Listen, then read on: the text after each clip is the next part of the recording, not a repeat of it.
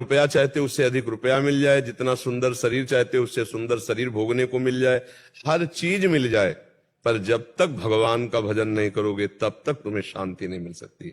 तब लग कुशल न जीव को सपने हो मन विश्राम, जब लग भजत न राम को शोक धाम तज काम। भजन में वो पावर है जो आपके मन को निश्चल कर देगी, शांति। जो हम शांति चाहते हैं वो सच्चिदानंदमयी चाहते हैं, पर हम ढूंढ रहे माया में, तो सच्चिदानंद शांति माया में कहां मिले। आप खुद अनुभव करो। आप मान लो सरकारी नौकरी पा गए, तो आपके पास सारे भोग हैं, पर तृप्ति तो नहीं है ना। तृप्ति का मतलब होता है अब कछुनाथ न चाहिए मोरे। ये तो वही बोल सकता है जो भजन में लगा है, अन्यथा नहीं। इसलिए भजन भी करते जाओ और सांसारिक करते। साथ के जो ऑफिसर्स हैं वो कहते हैं कि कितना भी प्रमोशन ले लो, लाइफ में कितना भी आगे बढ़ जाओ, पर क्षमता बनी ही रहती है, असंतुष्टि बनी ही रहती है। हाँ, बिना भगवान का भजन किए अगर भजन करोगे तो संतोष रूपी धन आ जाएगा, शांति, आपके हृदय में एक शीतलता, एक आनंद। यही तो हम कह रहे हैं। महाराज जी, बचपन में हमने सुना था कि सपना होता है, ड्रीम होता है डॉक्टर बनना, कलेक्टर बनना, बड़े बड़े पद पाना, बट वो पाने के बाद भी वैसे ही निरंतरता। बिल्कुल बिल्कुल बिल्कुल। हाँ, जब हमारे अंदर की मन की बात जांची जाए ना, तो ये पहले 100 चाहता है, 100 रुपया मिल जाए तो 1000 चाहता है, 1000 मिल जाए तो लाख चाहता है, लाख मिल जाए तो करोड़ चाहता है, करोड़ मिल जाए तो अरब चाहता है, अरब मिल जाए तो ये कभी रुकेगा नहीं। ऐसे ही ये भोग लें, ये भोग लें, ये भोग लें, अशांत रहता है। अगर वो शांत होता है तो भगवान का चिंतन, भगवान का भजन, भगवत लीला कथा सुनो, सत्संग सुनो और नाम जप करो और सारे कार्य भगवान को अर्पित करो, तब बच्चा शांति मिलेगी। भगवान मेरा एक अंतिम ड्रीम बन गया है। मैं आप चाहता हूँ कि मतलब माता रानी की, राधा रानी की चरणों की सेवा भक्ति करूँ। आपको गुरु रूप में मैंने स्वीकार कर लिया। माता रानी ने ही 2 दिन पहले आपके लिए भेजा, तो बहुत मैं घर पे रोया था।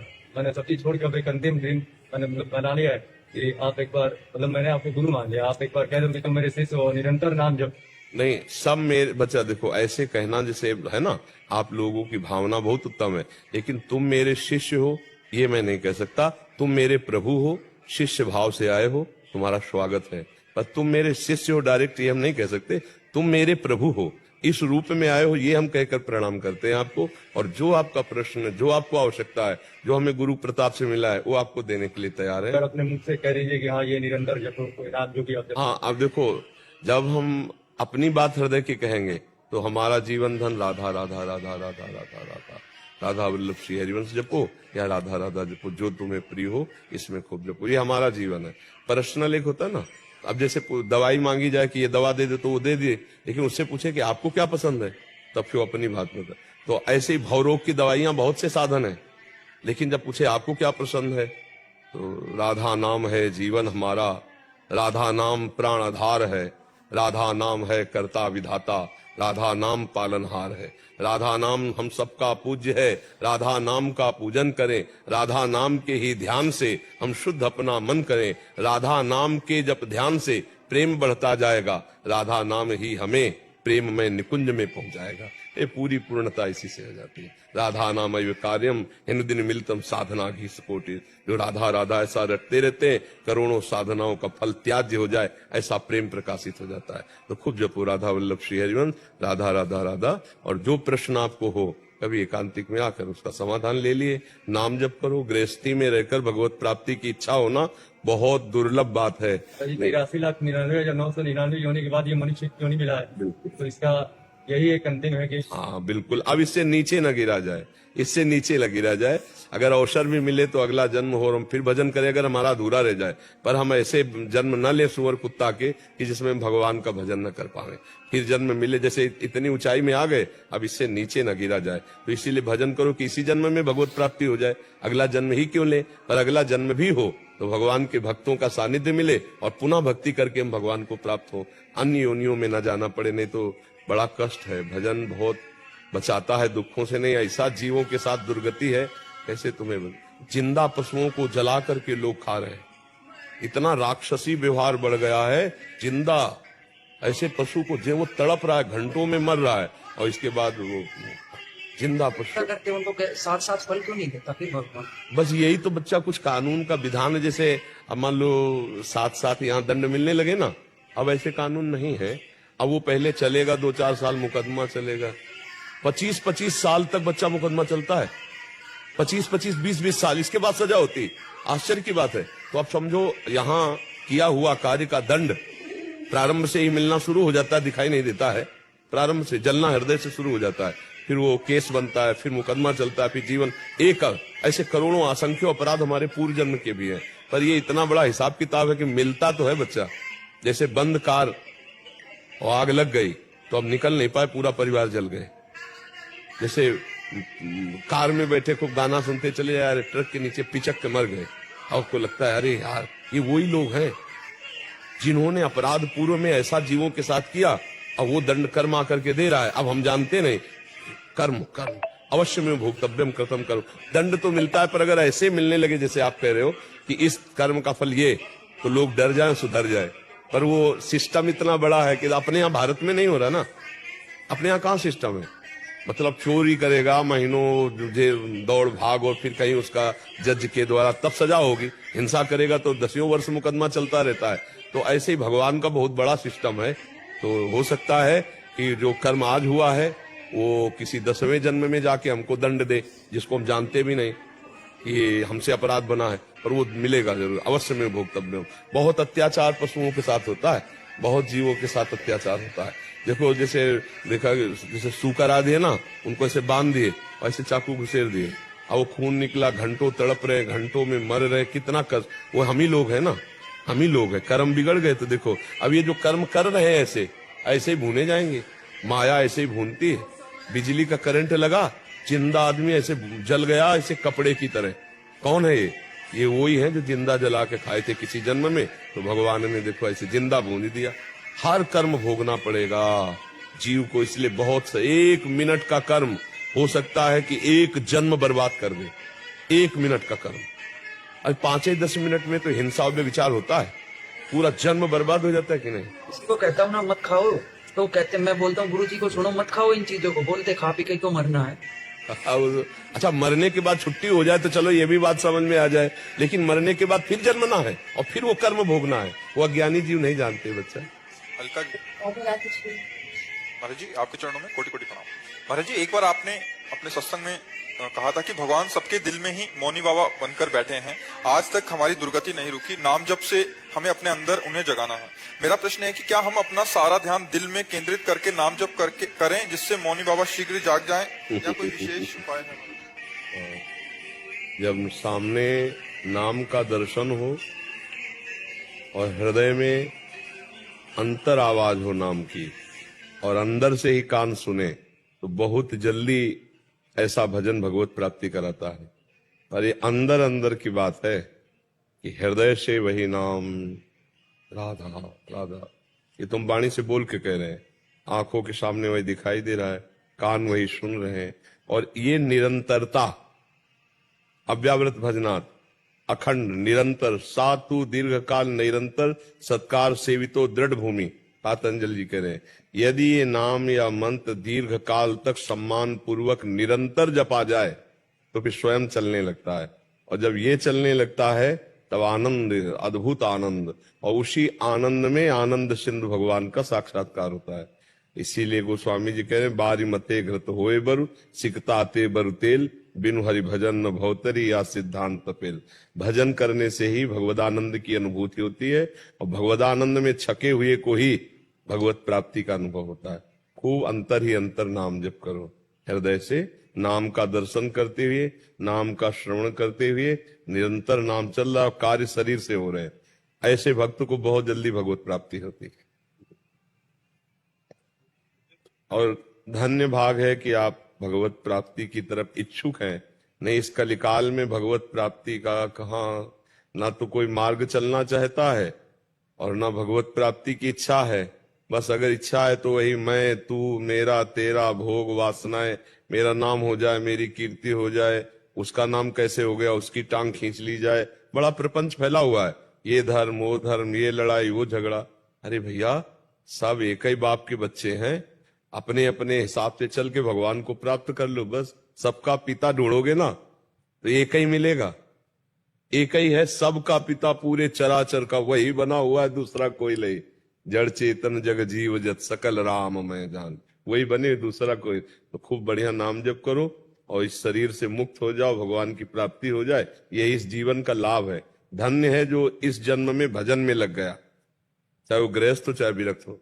नहीं भाई, बहुत प्रपंच है, ऐसा थोड़ी है कि मतलब भक्ति का रूप रख के हम भजन ही कर लेंगे। नहीं, बहुत ही माया विचित्र है, टांग पकड़ के खींच लेती है अपने में प्रपंच में। इसलिए हमें चाहिए कि जितना हम भक्ति में बढ़े तो उतना दृढ़ चरण स्थापित करें कि हमें माया घसीट के पुनः काम क्रोध लोभ मोह मद मत्सर में न डाल दे। बहुत विचित्र। और इस मार्ग में चलने वाले को एक और परिपक्वता रखनी होगी कि हमारी कोई प्रशंसा करे ऐसा कभी सोचे ना, क्योंकि उपहास होगा, निंदा होगी, अपमान भी हो सकता है। अगर आप इसको सह गए तो भक्ति में आगे बढ़ गए। भक्ति करने वाले को ये मजबूत हृदय रखना पड़ेगा कि हमें कोई भजनानंदी कहे, हमें कोई प्रणाम करे, हमें कोई वाह वाह करे, अगर ये भाव लेके चलोगे तो फेल हो जाओगे, रोने लगोगे। ऐसी माया है विचित्र, वो प्रश्न ऐसे रख देगी कि रोने लगोगे। क्योंकि बड़े बड़े भक्तों की निंदा हुई है तो अपने तो भक्ति में चल ही रहे, अपमान हुआ है, बड़े बड़े प्रहार हुए हैं भक्तों के ऊपर। तो ये हमको पहले से तैयार रहना है। जो हमारे शरीर को, हमारे मन को दुख देने वाले हैं वो हमारे कर्म ही है, ये मान करके हम चुपचाप सहन करें, नाम जप करें और आगे बढ़ जाएं। और क्यों में तर्क वितर्क तो फंस जाओगे। माया बहुत प्रवीण है, निकलने नहीं देती, बहुत घेर के वो अपने अंदर में रखती है। माया का स्वरूप मैं और मोर तोर तय माया, यही बस की इन्हें जीव निकाया। भगवान का विस्मरण हो जाए, अहंकार आ जाए, जगत अच्छा लगने लगे, यही माया का प्रभाव है। और जगत अच्छा ना लगे, अहंकार दीनता में बदल जाए, भगवान प्यारे लगने लगे, यही भक्ति का प्रभाव है, यही भक्ति का प्रभाव। चलो खूब आनंद से चलो, बहुत बढ़िया। प्रवीण झज्जर जी, हरियाणा। राधे राधे महाराज जी। महाराज जी, आपके अच्छे स्वास्थ्य की कामना करता हूँ। गुरु जी, कृष्ण भगवान ने नरसिंह जी का साथ दिया था, वैसे हमारा भी दे सकते हैं जैसे उनका दे साथ रहे दिया? हैं, दे रहे हैं बच्चा, वही साथ दे रहे हैं। जी उन्होंने तो माया से भी बहुत प्यार था ना, है? नरसिंह ने माया से भी तो बहुत प्यार। नहीं, नरसिंह को गोविंद के सिवा कुछ प्यार नहीं था। आपने शायद अभी नरसिंह जी को समझा नहीं, इसलिए भक्तों को समझना तो बहुत कठिन है। आप हमको एक पॉइंट बताओ जिसमें नरसिंह को माया से प्यार तुम्हें लगा हो। जैसे कि वो मतलब कि पंडित का भेष बनाया था श्री कृष्ण भगवान ने, मैंने पढ़ा है गुरुजी, ज्यादा नॉलेज तो नहीं है लेकिन मैं आपसे पूछने के लिए यही आया था। जैसे वो नहाने गए थे गंगा जी के घाट पे, तो पंडित जी का भेष बना लिया था, 1 रुपए मांग रहे थे उनसे, तो बोल रहे कि पाई पाई का भी 1 रुपए भी नहीं दूंगा आपको मैं। नहीं था ही नहीं, नहीं दूंगा, नहीं था ही नहीं बच्चा। बैलगाड़ी मांग के ले गए थे, जब भात भरने बेटी के यहाँ गए थे तो टूटी बैलगाड़ी थी, 8-10 संत थे कीर्तन करने वाले, फटे पुराने कपड़े थे, 1 पैसा था ही नहीं बच्चा। उनको माया से प्यार था, उनको गोविंद से प्यार था, पैसा था ही नहीं, तभी तो भगवान मांग रहे थे। चतुर्भुज रूप भी दिखा दिया था ना फिर अपन। भगवान देखो उनको 50 बार मिले हैं, और उनको क्या, जो भगवान से प्यार करते हैं उनके नेत्रों में भगवान रहते हैं बच्चा, उनके नेत्रों में समाये रहते हैं, भगवान रहते हैं। तो नरसिंह जी को भगवान ने जो प्यार किया उसका एक कारण है कि भगवान के सिवा नरसिंह जी किसी से अपनापन नहीं रखते थे, न पुत्र से, न पुत्री से, न पत्नी से। जब पुत्र पधारा ना तो नाच पड़े, गोविंद की वस्तु गोविंद ने ले लिया। बेटी के यहाँ भात भरने गए, कुछ नहीं था, स्वयं ठाकुर जी भात भरने गए। हाँ ऐसा। तो बच्चा क्या होता है, हम लोग संत महापुरुषों को समझ नहीं पाते तो कहीं ना कहीं दोष दर्शन हो जाता है। कलयुग में भी हो सकता है ऐसे। हाँ बच्चा, कलयुग में तो हुआ है, ये कलयुग में तो हुआ है। भगवान श्री कृष्ण चंद्रजू द्वापर में जब अंतिम चरण चल रहा था तो मुचकुंद का नाम सुना होगा। अब तुम बच्चा शास्त्र ना पढ़े हो तो पर सुन लो, कथा है भगवान की।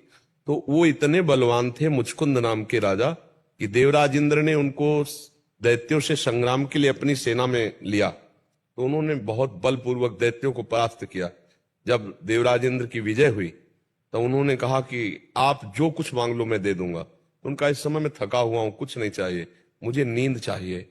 तो गुफा में जाकर के लेट गए। तो देवराज इंद्र ने आशीष दिया था, वरदान, कि अगर तुम्हें कोई जगा देगा तो तुम्हारी दृष्टि पड़ते ही भस्म हो जाएगा। तो भगवान जब मथुरा में थे ना तो ये जरासंध कई बार आक्रमण किया, बहुत बड़ी अक्षौणी सेना लेकर के कई बार। भगवान बलराम जी हर सेना को नाश करके उसको जब मारने को होते तो भगवान श्री कृष्ण से छुड़वा देते। तो एक बार नारद जी ने, कालयवन था बड़ा वीर, तो नारद जी से पूछा कोई बलवान है मेरे साथ जो लड़ सकता है? बोले हाँ, भगवान श्री कृष्ण है मथुरा में, आपसे लड़ सकते हैं। तो इधर जो है कालयवन कई लाख मलेच्छों की सेना लेकर भगवान पर आक्रमण किया, उधर तैयारी जरासंध कर रहा था। तो भगवान ने सोचा कि इसका उद्धार मुचकुंद से करवाएं चल करके, क्योंकि इधर हम लड़ने में लगेंगे तो उधर वो आक्रमण करके पूरी मथुरा को घेर लेगा। तो भगवान का वो इंतजार नगर के बाहर ललकार रहा था काल्यवन, तो देखा पीताम्बर धारण किए हुए भगवान इतना सुंदर, तो वो समझा करके हमसे बात करेंगे, भाग पड़े भगवान, रण छोड़ भगवान तो ऐसे लग पड़ा। और उनकी लीला थी, वो पीछे दौड़ा कि अरे श्री कृष्ण तुम्हारी इतनी महिमा है और तुम हमारे योद्धा, हमारे जैसे योद्धा को पाकर युद्ध ना करके पीठ दिखा के भाग रहे हो, रुक जाओ। भगवान भागे चले जा रहे, वो पीछे पीछे भागा, भगवान उसी गुफा में ले गए जहां मुचकुंद जी शयन किए हुए थे, जाके अपना पीताम्बर उड़ा दिया। और थोड़ा पीछे था, भाग के गया, तो उसने कहा अच्छा हमको यहां दौड़ा के लाया, खुद पीताम्बर और तान करके सो रहा है। एक चरण प्रहार किया काल्यवन ने, ये चरण प्रहार किया तो उठ गए मुचकुंद, ये दृष्टि पड़ी सो आग लग गई, भस्म हो गया। जब भस्म हो गया तब भगवान प्रकट हुए, भगवान को देखकर बहुत आनंद मगन हुए, बड़ी स्तुति की, वंदना की, कहा प्रभु ये कौन था जो भस्म हो गया? तो बताया काल्यवन था। तो उनका प्रभु आपके दर्शन का फल है आपकी प्राप्ति निरंतर, आप हमें कृपा करें। तो उनका हमारा दर्शन तो हो गया है, पर हम चाहते तुम एक जन्म और लो और मेरी भक्ति का प्रकाश करो। तो वही मुचकुंद जी जो महाराज हैं वही नरसिंह मेहता के रूप में अवतरित हुए और भगवान की विशुद्ध भक्ति, बड़े जोर की भक्ति का प्रचार प्रसार। बड़े विरोधी लोग उनके भी थे, भक्तों का विरोध करने वाले होते हैं, वो जो शुद्ध भक्ति नहीं होती उनके हृदय में जलन होती, तो अब भक्तों की वो निंदा करने लगते हैं, भक्तों को गिराने की चेष्टा करते हैं, भक्तों को मारने की चेष्टा करते हैं। ये भगवान की लीला है। तो महापुरुषों को जानने के लिए जब तक हम महापुरुषों का संग नहीं करेंगे, भजन नहीं करेंगे, तब तक हमें दोष दर्शन हो जाएगा। जैसे आपको होगा कि नरसिंह मेहता को माया, नहीं नहीं नहीं, एकदम गोविंद के अनन्य थे, एकदम गोविंद के अनन्य। बहुत ऐसा महापुरुष युगों में होता है, जैसे नरसिंह मेहता थे, मीरा जी, ये युगों में होती हैं, ऐसे कोई ऐसे साधारण भक्त थोड़ी। हाँ भगवान के नहीं, समझ गए आप जी। वरुण जी मुंबई से। राधे राधे गुरुदेव भगवान जी। गुरुदेव आपके चरणों में प्रणाम। गुरुदेव मैं आपका सत्संग वार्तालाप केवल 10-11 महीने से यूट्यूब के माध्यम से देख रहा हूँ। आपकी वाणी से सब बुरी आदतें और व्यभिचार छोड़ दिया है। जीवन में हमेशा स्ट्रगल आ जाता है, समझ नहीं आता क्या करूं, कहाँ जाऊं। इन 3-4 साल में मैं शून्य हो गया हूँ। अभी भी मेरे सिर पर बहुत सारा कर्ज है। महाराज जी मैं क्या करूं? राधा नाम जपने की कोशिश भी करता हूं। इस विषय में हमारी सामर्थ्य नहीं है, क्योंकि आपका व्यापार कैसे चले, आपका कर्जा कैसे मिटे, आप कर्जा लेते समय हमसे पूछा थोड़ी था। आपने जो अपने मनोरंजन की, विषय विलासता की, उस समय आपने हमसे आदेश थोड़ी लिया था। तो जो हम कर्म करते हैं उसे हमें भोगना पड़ता है। अब आज राधा नाम नई फसल तैयार हो रही है। अब किसान आज बो दे और कह दे कि हमको 40 मन 2-4 दिन में काटने को मिल जाए, बार बार खोदे तो बीज भी नष्ट हो जाएगा, उसको एक दाना नहीं मिलेगा। 5-6 महीने मेहनत करके वो अपनी फसल को सुरक्षित जब लगता है तब 40 मन 1 बीघा में काटता है। आज आपने भक्ति शुरू की है, आप सोचे कि हमारा कर्जा मिट जाए, हम जो चाहे वो सब प्राप्त कर लें, असंभव। क्योंकि जब शरीर निर्माण हुआ था तो हमारे कुछ पाप और कुछ पुण्य दोनों से मिश्रित शरीर बना था, और जब हम इस शरीर में आए तो कुछ पुण्य और कुछ पाप फिर बन गए, शुभ अशुभ बन गए। तो अवश्य में वो भोक्तव्यम कृतम कर्म शुभाशुभम, आपको अपने कर्मों को भोगना पड़ेगा जो आप कर्म करते हैं। अब जो हमारे संचित कर्म हैं हम उनको भस्म कर सकते हैं भजन बढ़ा के, लेकिन प्रारब्ध भोग बड़े बड़े संतों को भोगना पड़ता है ना। तो हमारे पास ऐसे उपाय, जैसे ऐसी चर्चाएं कि अमुक कार्य करो आपका कर्जा मिट जाएगा, अमुक कार्य करो आपको नौकरी मिल जाएगी, अमुक कार्य करो आपका मुकदमा जीत जाएगा, या अमुक कार्य करो आपके सब काम, ऐसी हमारे यहाँ चर्चा नहीं होती। हमारे यहाँ चर्चा होती है कि आपको श्यामा श्याम की प्राप्ति कैसे, और श्यामा श्याम की प्राप्ति के मार्ग में चलने मात्र से सारी कामनाएं अपने आप पूर्ण हो जाती हैं। सत मार्ग में जैसे मूल को पकड़ो ना, मूल में जल चढ़ा दो तो डाल में, पत्ते में, पुष्प में, फल में सब जगह पहुंच गया। ऐसे हमारी जो चर्चा होती है वो मूल की होती है, भगवत प्राप्ति की होती है। जीव भगवत प्राप्ति करके परम सुख को प्राप्त करे, इसलिए हमारी चर्चा होती है। अब हमको टुटका टोना और जंतुर ये सब आता नहीं कि आप ये जंतुर बांध लो, कुछ दिनों बाद आपका कर्जा मिट जाएगा, ऐसे तो ऐसा तो हमारे पास कुछ ऐसा जुगाड़ है नहीं। मुझे लगता है कि अगर नाम जप करते रहे तो इस जन्म का कर्जा क्या अनंत जन्मों की बिगड़ी बन जाएगी विश्वास करके। पर हम ये नहीं कह सकते कि इससे तुम्हारा कर्जा माफ हो जाएगा, और हम ये जरूर कहते कि इस जन्म का क्या, करोड़ों जन्मों का ऋण मुक्त हो जाएगा। देव ऋण, पितृ ऋण, ऋषि ऋण, मातृ ऋण, सबसे यदि हम नाम जप करें और प्रियाजू को पुकारे तो उनकी कृपा से सब कुछ सुलभ हो सकता है। पर अपने को अब आचरण ठीक करने पड़ेंगे, अब आचरण सुधारने पड़ेंगे। पीछे की खेती बहुत खराब है, आगे की फसल हमारी अच्छी है, मिलेगी, पर अभी जो पीछे का बोया हुआ है उसे हमें काटना पड़ेगा। इतना ज्ञान है नहीं आप में, इतना तप है नहीं, भजन है नहीं कि उसे आग लगा दो। ज्ञान के द्वारा सब कर्म संस्कार भस्म कर दिए तो फिर अवश्य में भोक्तव्य फिर भोगना पड़ेगा। तो धैर्य रखो। कर्जा लेकर के अपनी उन्नति के लिए जो चला जाता है बहुत धोखे का खेल है। कर्जा लेकर अगर व्यापार किया जाए, कर्जा लेकर वासनाओं की पूर्ति की जाए तो हमें लगता है इसमें मूढ़ता ही है, क्योंकि व्यापार में हानि हो गई तो कर्जा वो हो गया और ऊपर से हानि का दुख भोगो। तो देहाती भाषा में कहते हैं उतने पैर पसारो जितनी लंबी चादर हो। तो अपनी चादर से ज्यादा पैर क्यों पसार दिए? किसी से सलाह नहीं ली, किसी महापुरुषों से। कर्जा तो बिल्कुल लेकर व्यापार आदि नहीं करना चाहिए। नहीं कर्जा छुपाने के लिए दूसरा लिया, दूसरा लेने के लिए तीसरा लिया, तो ऐसे एक गलती छुपाने के लिए दूसरी की, दूसरी छुपाने के लिए तीसरी, इसी में तो हम फेल होते जाते हैं, इसी में तो हम बनते जाते हैं। अब सुधार कर लो, अब सुधार कर लो, सब सुधर जाएगा। भगवान बड़े कृपालु हैं, उनका आश्रय लो, नाम जप करो, अच्छे आचरण करो, मेहनत करो, कम खर्चे से जियो, पैसा बचाकर कर्जा पूरा करो। नहीं, हम तो ऐसा कोई जादू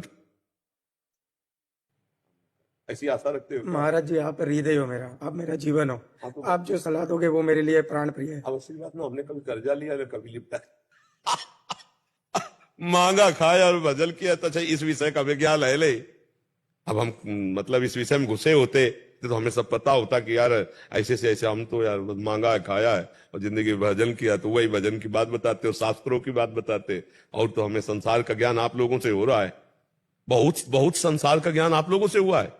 नहीं, हम गंगा किनारे का आदमी, हमको ज्यादा ज्ञान नहीं था, ज्यादा बुद्धि हमारी जो सांसारिकता को जान पाई वो आप लोगों से जान पाई। इन नए नए बच्चे जो सब साधु बने इनके द्वारा हमें जानकारी हो पाई, नहीं तो बहुत एकदम एकांतिक जीवन था। अब ये तो भगवान की लीला है कि वो सेवा देर करवाना चाह रहे, इसलिए नहीं तो एकांतिक जीवन था, मांगना खाना बस रात दिन अपनी श्री जी के। तो इसलिए मुझे लगता है भैया अगर आप हमें हृदय मानते हो तो हम आपको ये जरूर बताते हैं कि भगवान का आश्रय और भगवान का स्मरण ये सब दुखों से बचा लेता है। हरि स्मृति सर्व विपद विमोक्षणम, भगवान की स्मृति समस्त विपत्तियों से, भगवान का विस्मरण ही समस्त विपत्ति है। का हनुमंत विपत्ति प्रभु सोई, जब तो सुमिरन भजन। तो नाम जप करो, अच्छे आचरण करो और भगवान का भरोसा रखो और मेहनत करो। जो अर्थ आप विलासिता में खर्चा करते हो उसे कम करो और कर्जा पटाओ धीरे धीरे, परेशान होने की जरूरत नहीं। ठीक है? हाँ, क्योंकि मतलब जिसे हम इसलिए बोल दिया कि अभी तो कई लाखों लोग सुनते हैं, तो किसी को ये लगता हो कि बाबा हमको कुछ राख दे देंगे, कुछ जंतुर बांध देंगे तो हमारा कुछ। हमारे यहाँ केवल भगवत चर्चा होती है और ना ऐसा कोई टुटका, ना किसी तरह का ऐसा कुछ। पर नाम जप करो, भगवान के आश्रित रहो, सतमार्ग में चलो, अच्छे आचरण करो, इसी से सब ठीक हो जाएगा। और हमें विश्वास नहीं है।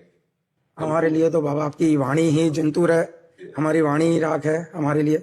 महाराज जी एक समय ऐसा भी आया था, आत्मदेह का भी ख्याल आ गया था, बट आपकी वाणी और आपका स्मरण उसने संभाल लिया महाराज। हाँ, नहीं, आप आगे बढ़ो अध्यात्म में, आप दुखी मत हो। ये हमारी लाडली जो ऐसी है, ऐसी कृपालु है कि आप खुद देखना, वो सब बानक बना देती है जिससे जीव का निस्तार हो जाए, परम मंगल हो जाए। हम सब अधम ही हैं, हम सबसे गलतियां होती हैं, पर वो प्रभु अगाध ज्ञान समुद्र है, लाडली जो कृपा समुद्र है, उन्हीं से काम बनता है। आप चिंता न करो, जिसने आकर प्रभु को, तो वो हर उपाय उन्हीं के हाथ में है।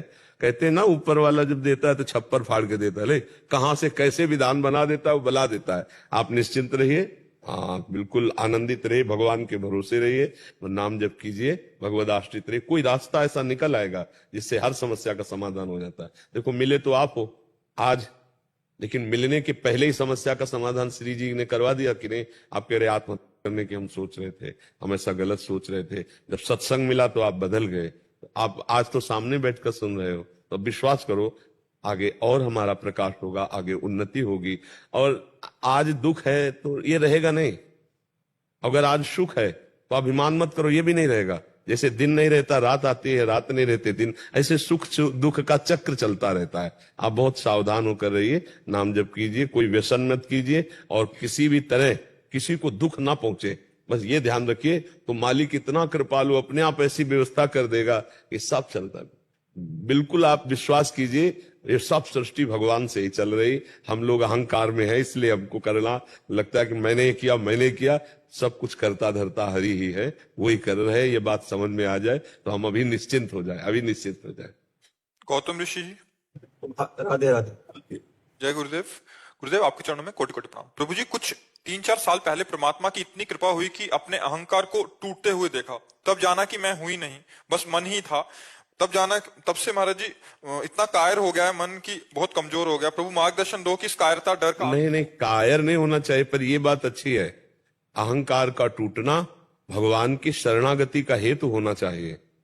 और भगवान की शरणागति से निर्भयता, निश्चिंतता, निशोकता, एक उत्साह आना चाहिए। आपकी निगेटिव बात कैसे आ गई कि मन नकारात्मक उल्टा सोच रहा है? ये आई इस तरीके से, जब तक अहंकार था तब लगता था कि सब दूसरों पे गुस्सा आता था, चिल्ला के अपनी भड़ास निकाल देता था। अब पता लग गया किसी पे डाल नहीं सकता, अब खुद पे आ गई है सारी बात कि सब कुछ गलत मेरी वजह से हुआ था। अब पता है सब कुछ अच्छा है और बड़ा हल्का महसूस करता हूँ, लेकिन प्यार नहीं कर सकता मैं किसी को। मतलब जैसे आपको याद नहीं होगा, मैं परसों आपको देखा था, रात को आपने 2 सेकंड के पल के लिए मेरे से आंखें मिलाई थी, मुझे याद है वो बात। और इतना शीतल मन हो गया था कि मैं किसी के साथ बैठता हूँ, मुझे नहीं लगता किसी को ऐसा फील होता होगा। और मेरे अंदर ना कभी किसी के विश्वास नहीं कर पाता मैं किसी पे, इतना उसे हो गया हूं ना मैं। नहीं, इसको निगेटिव मत लीजिए, ये भागवतिक सद्गुण है। उदासीनता आना, एकमात्र भगवान पर विश्वास रहना, मन का संसार से निराश हो जाना, किसी से कहीं कोई भी प्यार ना होना, ये तो बहुत बड़ी कृपा है। आप इसे क्या समझते हैं? ये भागवतिक लक्षण है। ये संसारिकता में आप देखोगे तो इसको आप गलत बोल रहे हैं जैसे अभी, और अगर भागवतिकता में, अध्यात्म में देखो तो बहुत बड़ी अंदर एक कृपा हो रही है आपके अंदर। आप इसे नकारात्मक क्यों ले जा रहे हैं? लोग खुश नहीं रहते मेरे से, मैं चुप हो जाता हूँ। लोग क्या हमसे खुश हैं? अरे भाई आप देखो आपकी बात अलग है। कोई हमसे जले, इसके लिए हम क्या कर सकते हैं? इसके लिए हम अपने भजन में बने रहें, बस यही खास बात है। वो जल रहा है, अपने स्वभाव से जल रहा है, उसके लिए क्या कर सकते हो? तो आपसे मान लो संतुष्ट नहीं रह रहे, तो किससे संतुष्ट है? भगवान से भी संतुष्ट नहीं थे। जब भगवान अवतार लिए तो भगवान से भी संतुष्ट नहीं थे। दुर्योधन ने भगवान को बंधन में डालने के लिए पूरा प्लान कर लिया था। तो आप भगवान को भगवान नहीं मान रहे हैं, लोग भगवान को भगवान नहीं मान रहे, भगवान से संतुष्ट नहीं हो रहे। हम तो उनके बच्चे इंसान हैं, हमसे कैसे संतुष्ट हो जाएंगे? तो ये बहुत प्रपंच संसार का है। निखिल गुप्ता जी, श्री अरविंद महाराज। राधे राधे महाराज जी। महाराज जी, मैं प्रतिदिन राधा नाम जप करता हूँ। राधा नाम में कृष्ण नाम को समीप रख के बोलने से अगर बीच बीच में रुकावट आती है तो इससे कोई गलत प्रभाव तो नहीं पड़ेगा? नहीं, बिल्कुल, हाँ नहीं, बिल्कुल कीजिए, आप कीजिए, बहुत सुंदर है। इसमें रुचि बनती है और रुचि बनती है, आप कीजिए। श्रवण लाल गुजर जी, राधे राधे। राधे राधे महाराज जी। महाराज जी, 1 साल से YouTube के माध्यम से आपकी वाणी सुन रहा हूँ। आपके कहे अनुसार राम नाम जाप कर रहा हूँ, सुबह शाम हनुमान चालीसा भी पढ़ता हूँ। गुरुजी, मेरा प्रश्न है कि मैं एक गायक कलाकार हूँ, मैं भगवान के भजन भी गाता हूँ और आज के जमाने अनुसार लोकगीत और प्यार मोहब्बत के गीत भी गाता हूँ। इस लोकगीत में जो भी शब्द लिखता हूँ वो मेरी असल जिंदगी में तो नहीं है, लेकिन संगीत के माध्यम से मैं गाता हूँ। क्या मुझे भगवत प्राप्ति होगी? देखो, भगवत प्राप्ति लोक गीतों से नहीं होगी, भगवत प्राप्ति होती है भगवान के चिंतन से। अंदर ही अंदर आपके जो भगवत चिंतन होता है उससे भगवत प्राप्ति होती है। जैसे हम बहुत बढ़िया गा लेते हैं और हमारा अंदर से चिंतन भागवतिक नहीं है, और हम पद भी गा रहे हैं जो भागवतिक है, लेकिन 4 को रिझाने का है, तालियां सुनने का है, रुपया लेने का है, वो व्यापार है, ना कि भगवत प्राप्ति की साधना। आप हमारी बात को समझे? अगर हम कीर्तन कर रहे हैं, पद गायन कर रहे हैं और 1 पैसा नहीं लिया, केवल ये है कि भगवान का नाम, भगवान का जस गा रहे हैं, अब ये भजन माना जाएगा। अगर तालियों का शौक है, रुपए का शौक है, तो फिर भजन तो नहीं हुआ। और भगवत प्राप्ति के लिए अंदर ही अंदर चिंतन करो, और ये लोक व्यवहार जीने खाने के लिए ये करो, कोई परेशानी नहीं। 1 साल से पहले मैं गलत संगत में था, गलत दोस्तों के साथ था। फिर मैंने बजरंगबली की कसम कही थी, सबका साथ छोड़ दिया, अकेला हो गया 6 महीने के लिए। मैं 6 महीने के माध्यम से मैं अकेला हुआ था। फिर मैंने आपके यूट्यूब पे देखने लग गया, फिर से वहीं से मैंने राम नाम जाप चालू कर दिया और सब संगत छोड़ दिया। हाँ, अब सब सुधर जाएगा, आप चिंता मत। और अभी मैं ये जैसे भगवान का भजन ही गाऊं, ये छोड़ दूं? नहीं, गाना मत छोड़िए, आप गाइए, लोकगीत भी गाइए, क्योंकि जैसे जीने के लिए हम फावड़ा चलाते हैं, जीने के लिए हम कपड़े की दुकान करते हैं, जीने के लिए हम नौकरी करते हैं। ऐसे जीने के लिए, जीवन जीने के लिए अर्थ चाहिए। अर्थव्यवस्था के लिए हम कायर होकर थोड़ी बैठेंगे। खूब बढ़िया बढ़िया गाओ, लोकगीत गाओ, भजन गाओ, पर वो अर्थ के लिए, भगवत प्राप्ति के लिए अंदर ही अंदर जो नाम आप जप रहे, ये नाम भगवत प्राप्ति कराएगा। अंदर ही अंदर नाम जप करो, क्योंकि उसका हम दाम लेते हैं, उसका हम प्रभाव, तालियों का सुख लेते हैं, वाहवाही का सुख लेते हैं, तो वो भगवत प्राप्ति में असमर्थ है। समर्थ है अंदर जो राम राम जप रहे हो, ये भगवत प्राप्ति कराएगा। सूर्यकांत पल्या जी, गुरुदेव भगवान आपके चरणों में कोटि कोटि नमन। भगवान, 1 साल से पहले तक मेरा जीवन भोगों और प्रपंचों से घिरा था। ना कोई नाम जप, ना कोई भगवत सेवा। इस शरीर के माता पिता पत्नी सेवा पूजा के लिए बोलती थी तो मैं मना कर देता था। भगवान, 1 साल पहले आपकी कृपा हुई, आपकी वाणी से राधा नाम की महिमा को जाना और राधा नाम से प्रीति हो गई। आपसे ये भी जाना कि हमें मनुष्य देह भगवत प्राप्ति के लिए मिली है। भगवान, तभी से आपको गुरु मानकर आपके ही बल से, आपकी कृपा बल से नाम जप शुरू किया। भगवान, कुछ समय से नाम जप सही से नहीं हो पा रहा, बढ़ ही नहीं रहा। ऐसा प्रतीत होता है जैसे कम हो रहा है। कई कई घंटे बिना नाम के भी निकल जाते हैं। तो कई मन बहुत कई ज्यादा- घंटे, तो इसमें थोड़ा सावधानी है। कई घंटे तो बहुत बड़ा समय होता है।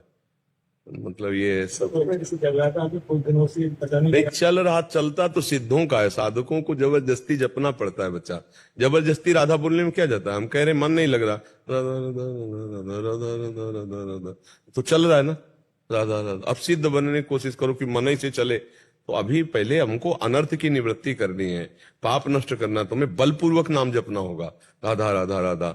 और ध्यान करो किसी वैष्णव का अपराध तो नहीं बन गया है। किसी की निंदा, किसी का ऐसा अवहेलना, किसी वैष्णव की हंसी मजाक कर देना, इससे अपराध बन जाता है। और कोई अभक्ष पदार्थ खा लेना, इससे भी भजन में त्रुटि हो जाती है। और कभी कभी तमोगुण के प्रभाव से भी भजन में रुचि नहीं रहती।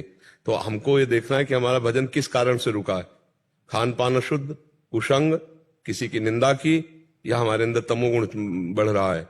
अगर तमोगुण बढ़ रहा है, खान पान अशुद्ध है, तो नाम कीर्तन करना चाहिए। कीर्तन से बहुत जल्दी ठीक हो जाता है। जोर जोर से भगवान नाम कीर्तन करना। और जब मन सतोगुण शांत होता है तो अपने आप भजन में लग जाता है। तो ये देखो, अपराध तो नहीं बना किसी संत का? नहीं, देखो, पहली बात तो है कि इतने घबराने की जरूरत नहीं। हर बात का समाधान है। हम इतना टूट क्यों जाएं? टूटने की बात थोड़ी, न रोने की बात है। इसमें हमको विचार पूर्वक चलने की बात कि मेरे से त्रुटि कहाँ हुई। जो अगर त्रुटि नहीं हुई तो हम फिर प्रयास करते हैं भजन करने का, क्योंकि बहुत जन्म से बिगड़ेल मन है। भोगों में बहुत उसको अच्छा लगता है, भगवान की तरफ अच्छा नहीं लगता है। तो धीरे धीरे इसे भगवान में लगा दें हम, तो अच्छा लगने लगेगा। और जब भगवान अच्छे लगने लगेंगे तब आप बहुत आनंद में डूब जाएंगे। पर पहले थोड़ा युद्ध करना पड़ेगा। ये मन जो भोगों में जा रहा है, इसे बार बार हटा के नाम में लगाना पड़ेगा। राधा राधा राधा राधा, तब आनंद आ जाएगा। ठीक है? जैसे गुरु जी 4 बजे उठते हैं ना सुबह, तो बोलता है एक बार 10 मिनट सो ले यार। वो हाँ, मन ऐसे कहता, हाँ ऐसे। पर उस समय फिर कपड़ा फेंक देना चाहिए। 10 मिनट अगर रनिंग करने के लिए जा रहे हैं, यार आज स्टाल कर दे, ऐसी ऐसी बातें बता। हाँ, उसकी बात वो माने जो अपने अनुकूल हो। हर बात मन की सलाह ना माने। मन की सलाह मानने वालों से ही जेल भरी है। मन की सलाह जो मानने ना, वही दुर्गति को प्राप्त होते हैं। भजन करते हैं, बैठ जाते हैं, फिर कहते हैं यार बहुत हो गया। नहीं, उसकी बातें ना सुनो।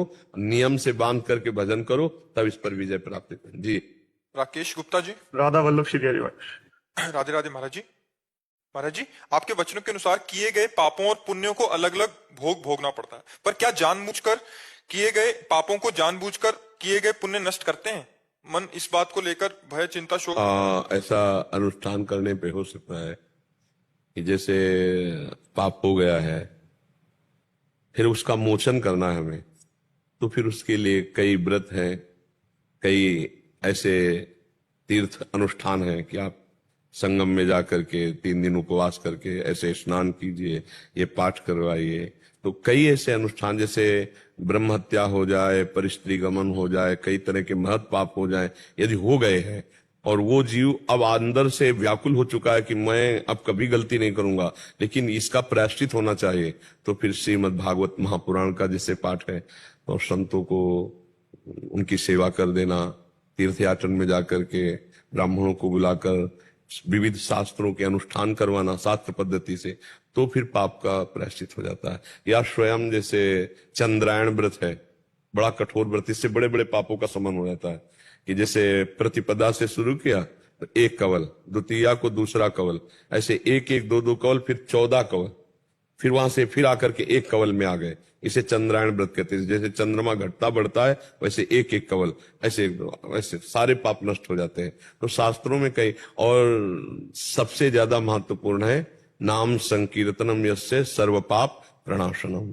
भगवान के नाम का कीर्तन करना, नाम जप करना, इससे सारे पाप नष्ट हो जाते। अगर नष्ट ना होते तो भगवत प्राप्ति होती ही नहीं, कोई परमानंद को प्राप्ति नहीं कर पाता। तो इसलिए उसको फिर अनुष्ठान रूप में करे।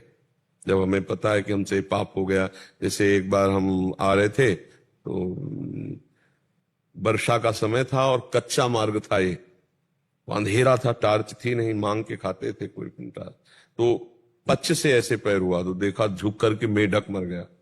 हमें लगा कि आज अगर हमारे पास टार्च होती तो हम देख लेते नीचे अंधेरे, पर हमें बड़ा पश्चाताप हुआ। फिर आकर कुटिया में गोपाल शास्त्र नाम का पाठ किया उसके लिए, उस जीवात्मा को प्राप्त हो जो हमसे गलती हो गई। तो अगर हमसे कोई पाप बन जाता है तो उसका अनुष्ठान भी है। गोपाल शास्त्र जितना पाप है उसके अनुसार महापुरुषों से जैसे निर्णय करवा के कि ये करो ऐसा। अब जैसे आप गिरिराज जी की परिक्रमा लगा रहे हैं, पाप नष्ट हो जाएंगे। दंडवती परिक्रमा लगा रहे हैं और पाप नष्ट हो जाएंगे।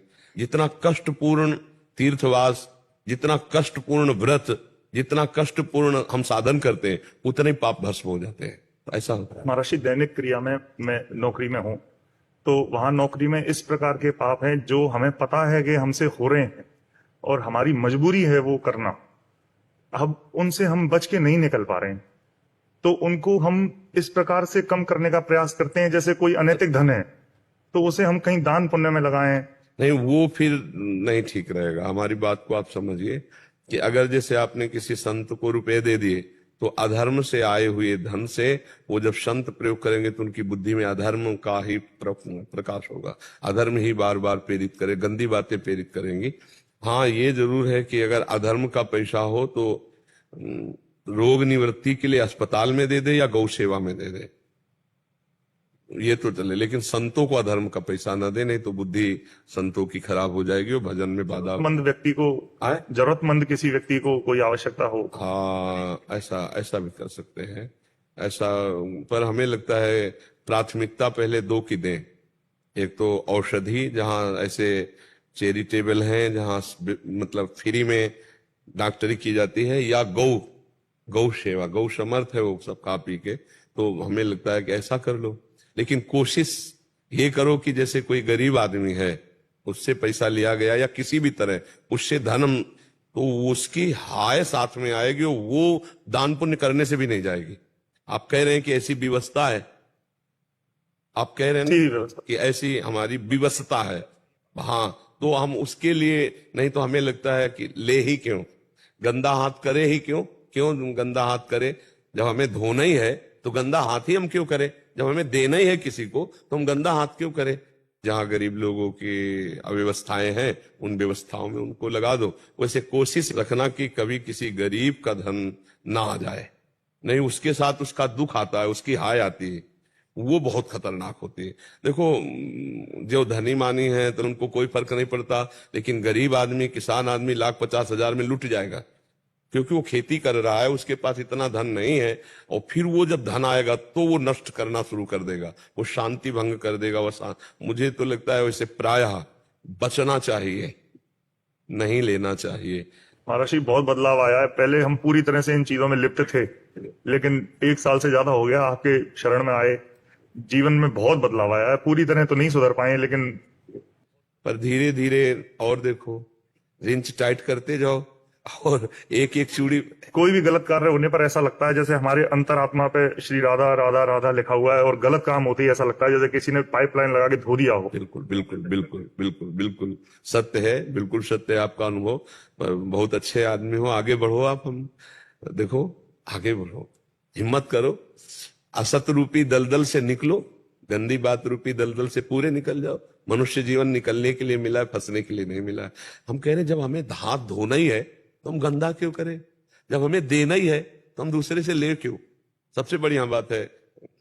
हाँ, तो आप देख लो, जिसमें किसी को दुख न पहुंचे और उसके द्वारा जो प्राप्त हो दूसरों को सुख पहुंचे, तो देख लो इसमें। अब हमें तो उस विषय का ज्ञान है नहीं, पर इतना जरूर है कि जहां हम अधार्मिक पैसे की वो हमारी बुद्धि को नेगेटिव ले जाता है, परमार्थ विहीन हमारे विचार आने लगते हैं, भोग वासनाएं बढ़ने लगती हैं और अशांति वाली बातें आने लगती हैं। तो जहां तक हो सके धर्म से चलने की चेष्टा करो, और जब ऐसा कुछ हो तो ऐसी जगह दे दो जैसे हजारों गौएं भूखी प्यासी, तो उनकी पानी की व्यवस्था, भोजन की व्यवस्था ऐसा कर दे। या बहुत से ऐसे लोग हैं कि ऐसे रोग से पीड़ित हैं, औषधि की व्यवस्था नहीं, तो जहां ऐसी व्यवस्था हो वहां थोड़ा सहयोग कर दे, ऐसा कर। अच्छा नौकरी मिले, वो मिल गई, उसके बाद भी एक अप्रसन्नता सी बनी है मन में अंदर की, अभी ऐसा लगता है कि कुछ और बाकी है। नहीं, आप कुछ भी मिल जाए बच्चा, कुछ भी मिल जाए, हमारी बात सबको ये बात ध्यान से सुन ले। जितना रुपया चाहते उससे अधिक रुपया मिल जाए, जितना सुंदर शरीर चाहते उससे सुंदर शरीर भोगने को मिल जाए, हर चीज मिल जाए, पर जब तक भगवान का भजन नहीं करोगे तब तक तुम्हें शांति नहीं मिल सकती। तब लग कुशल न जीव को सपने हो मन विश्राम, जब लग भजत न राम को शोक धाम तज काम। भजन में वो पावर है जो आपके मन को निश्चल कर देगी, शांति। जो हम शांति चाहते हैं वो सच्चिदानंदमयी चाहते हैं, पर हम ढूंढ रहे हैं माया में, तो सच्चिदानंद शांति माया में कहाँ मिले। आप खुद अनुभव करो, आप मान लो सरकारी नौकरी पा गए, तो आपके पास सारे भोग हैं, पर तृप्ति तो नहीं है ना। तृप्ति का मतलब होता है अब कछु नाथ न चाहिए मोरे, ये तो वही बोल सकता है जो भजन में लगा है, अन्यथा नहीं। इसलिए भजन भी करते जाओ और सांसारिक करते। साथ के जो ऑफिसर्स हैं वो कहते हैं कि कितना भी प्रमोशन ले लो, लाइफ में कितना भी आगे बढ़ जाओ, पर क्षमता बनी ही रहती है, असंतुष्टि बनी ही रहती है। हाँ, बिना भगवान का भजन किए अगर भजन करोगे तो संतोष रूपी धन आ जाएगा, शांति, आपके हृदय में एक शीतलता, एक आनंद, यही तो हम कह रहे हैं। और अजी बचपन में हमने सुना था कि सपना होता है, ड्रीम होता है डॉक्टर बनना, कलेक्टर बनना, बड़े बड़े मतलब पद पाना, बट वो पाने के बाद भी वैसे ही निरंतरता। बिल्कुल बिल्कुल बिल्कुल।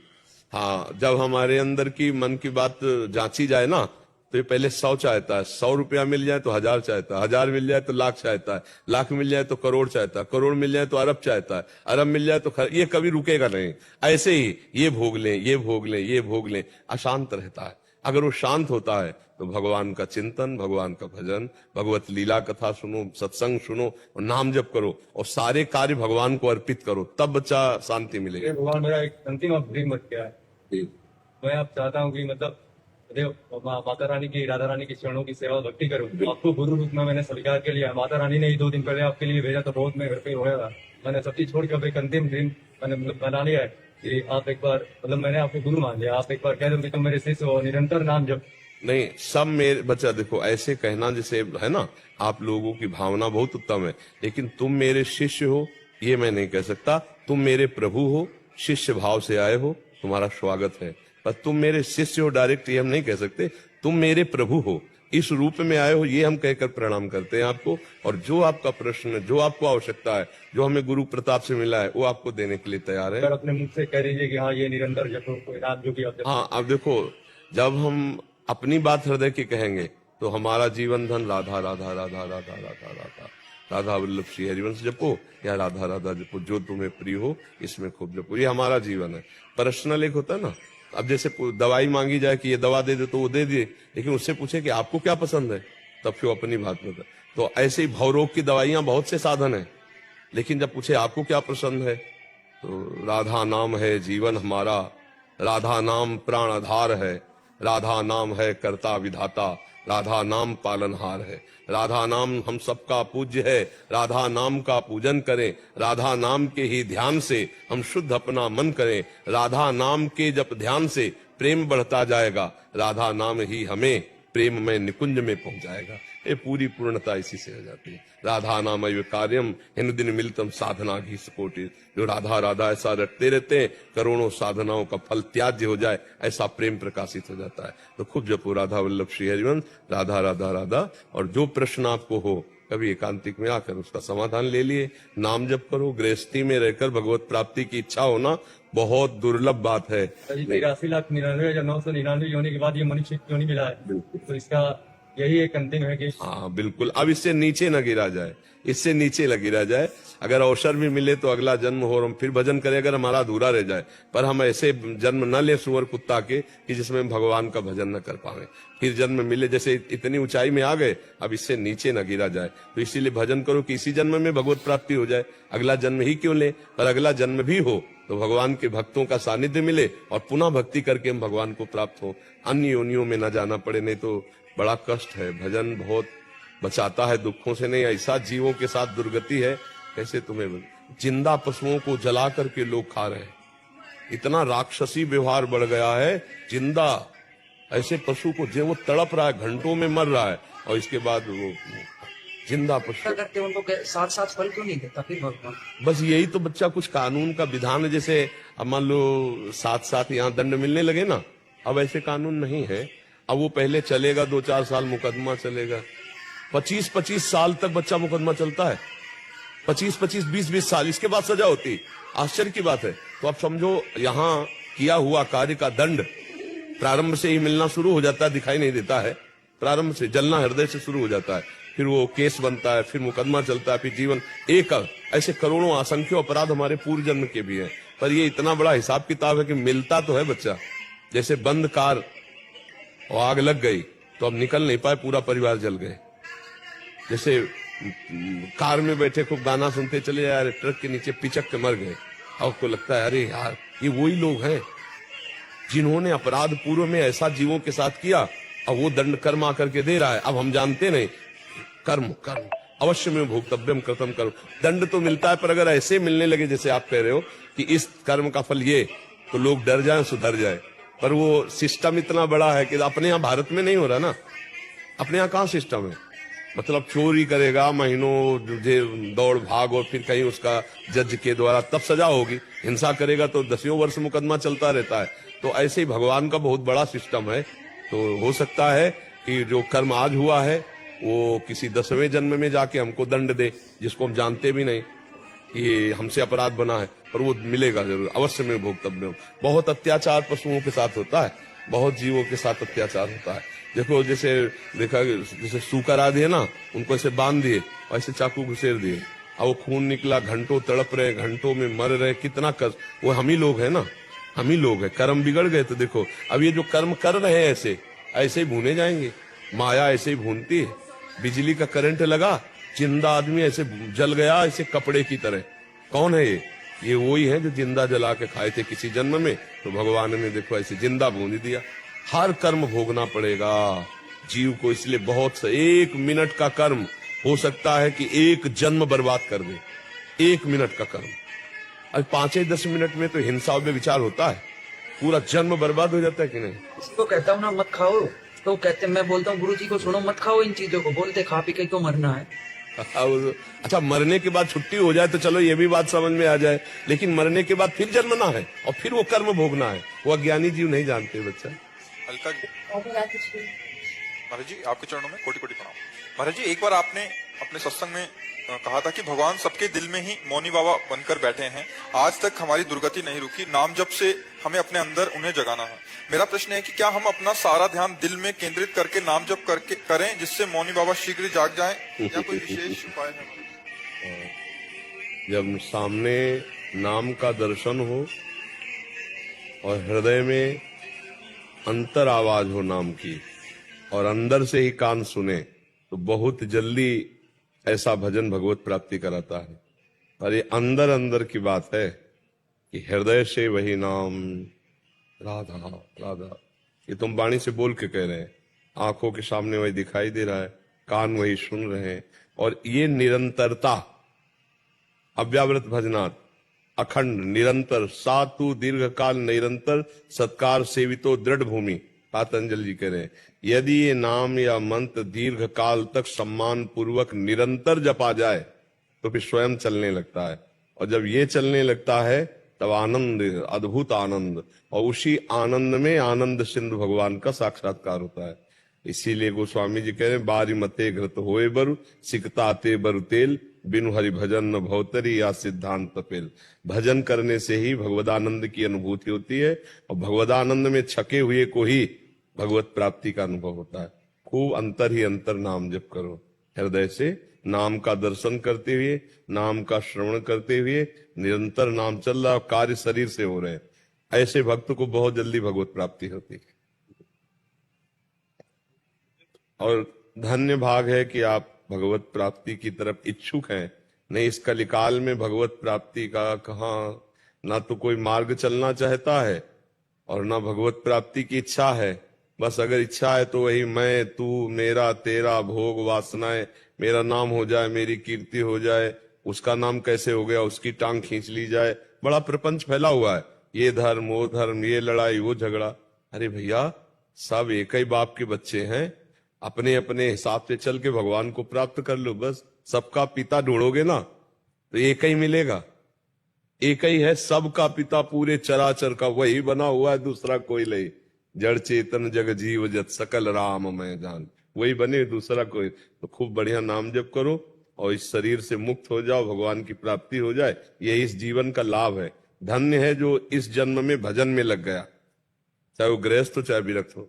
नहीं भाई, बहुत प्रपंच है, ऐसा थोड़ी है कि मतलब भक्ति का रूप रख के हम भजन ही कर लेंगे। नहीं, बहुत ही माया विचित्र है, टांग पकड़ के खींच लेती है अपने में प्रपंच में।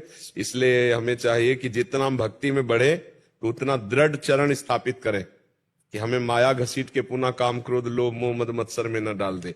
बहुत विचित्र। और इस मार्ग में चलने वाले को एक और परिपक्वता रखनी होगी कि हमारी कोई प्रशंसा करे ऐसा कभी सोचे ना, क्योंकि उपहास होगा, निंदा होगी, अपमान भी हो सकता है।